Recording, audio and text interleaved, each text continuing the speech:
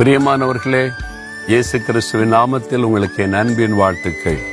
ஏதோ ஒரு துக்கம் உள்ளத்துல இருக்குதுல்ல, உள்ளத்துக்குள்ள வெளியில காட்டாட்டாலும் உள்ளுக்குள்ள ஒரு துக்கம் இருக்குது. விசாரம், கவலை, ஏதோ ஒரு காரியம் உள்ளத்தை அழுத்துது. அதனால வெளியில சொல்ல முடியல. உள்ளத்துக்குள்ள சிலருக்கு அழுகை, உள்ளத்துக்குள்ள சிலருக்கு வேதனை, கதறுதல். என்ன செய்யறது, எப்படி செய்யறது, சமாளிச்சுதான் ஆகணும் அப்படின்னு நினைக்கிறீங்க. ஆனா ஒரு ஆறுதல் வர மாட்டேங்குது. தூங்க முடியல, சாப்பிட முடியல, சந்தோஷமா இருக்க முடியல. கஷ்டப்படுறீங்களா? ஒரு பக்தன் என்ன சொல்றார் தெரியுமா? 94ஆம் சங்கீதம் 19ஆம் வசனத்துல, என் உள்ளத்தில் விசாரங்கள் பெருகுகையில் உம்முடைய ஆறுதல்கள் என் ஆத்துமாவை தேற்றுகிறது. உள்ளத்தில் இந்த கவலை, விசாரம் பெருகும் போது உம்முடைய ஆறுதல்கள் என்னை தேற்றுகிறது. தேவனுக்கு ஒரு பெயர் உண்டு, ஆறுதலின் தேவன். இயேசு கிறிஸ்து ஆறுதலின் தேவன். நீ அழாதே மகளே என்று ஒரு விதவை ஆறுதல் படுத்தினார்.